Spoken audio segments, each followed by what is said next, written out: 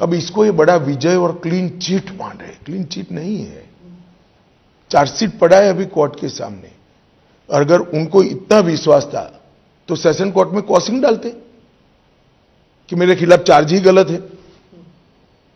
वो तो अपने रोड शो वगैरह में कह रहे हैं कि आप मुझे वोट दे दीजिए, मुझे फिर जेल में कोई नहीं भेजेगा। देखिए, अब ये तो सुप्रीम कोर्ट के जज साहब जिन्होंने इनको इंटरिम बिल दिया है उनको सूचना है। इसके बड़ा इनका कंटेम और कोई हो नहीं सकता। क्या सुप्रीम कोर्ट देश का विजय पराजय के आधार पर गुनाह का निर्णय करेगा? मैं नहीं कह रहा है, केजरीवाल जी कह रहे हैं। मैं तो सुना भी नहीं, आपने कहा, मैंने अखबार में पढ़ा है। परंतु अगर ये उन्होंने कहा है तो देश की सुप्रीम कोर्ट के फंक्शनिंग पर उनका बहुत गलत टिप्पणी है। क्या उनके बाहर आने से और उनकी जो ये टीका टिप्पणी से इंडिया अलायंस को फायदा हुआ है आपके नजरिए से? देखिए, मैं ऐसा मानता हूं एक मतदाता के नाते कि जहां जहां वो जाएंगे शराब घोटाला याद आएगा। अब फायदा हो गया या नुकसान आप तय कर लीजिए। पंजाब में हाँ, प्रचार में जहां जहां जाएंगे शराब घोटाला ही लोगों को दिखाई देगा। कई लोगों को तो बड़ी बोतल दिखाई पड़ेगी। मैं उड़ीसा की तरफ मुड़ती हूँ।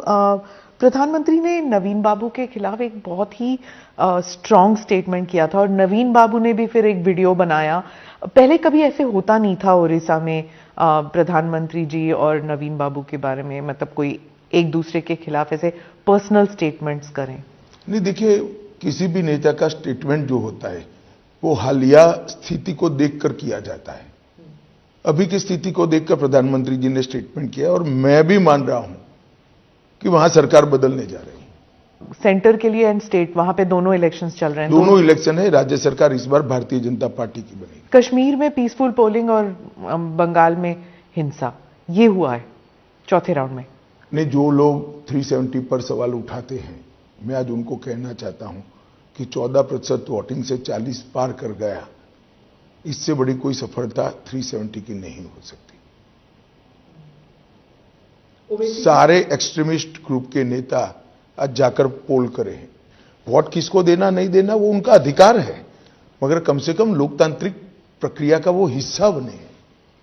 पहले चुनाव के बहिष्कार के नारे लगते थे, आज शांतिपूर्वक कहीं एक डंडा भी नहीं चला, एक भी रैगिंग नहीं हुई और धैर्यपूर्वक किसी भी दल का कोई फरियाद नहीं है, धैर्यपूर्वक पोलिंग हुई।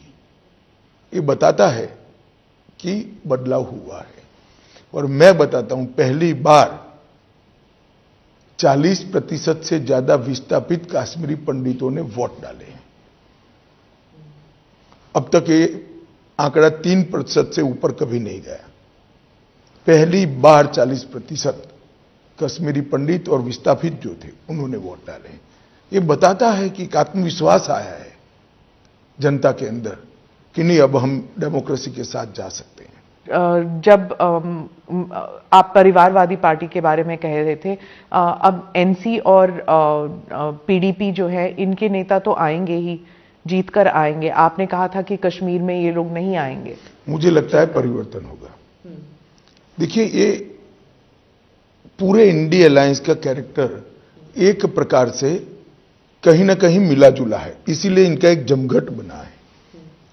सारी पार्टियां परिवारवादी हैं, सारी पार्टियां कहती है हम 370 वापस लाएंगे, सारी पार्टियां कहती है कि हम ट्रिपल तलाक चाहते हैं, सारी पार्टियां कहती है कि हम यूसीसी का विरोध करेंगे, सारी पार्टियां सीएए का विरोध करती और सारी पार्टियां भ्रष्टाचार में आकंठ डूबी हुई हैं।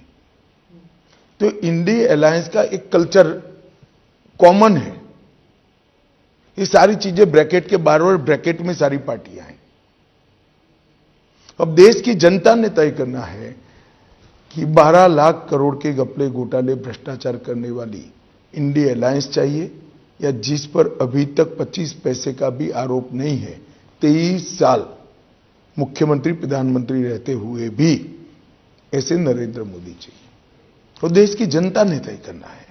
अमित भाई, विदेशी मीडिया जो है वो भी जो राहुल गांधी कहते हैं वही बात उठाती है कि आप 400 का नंबर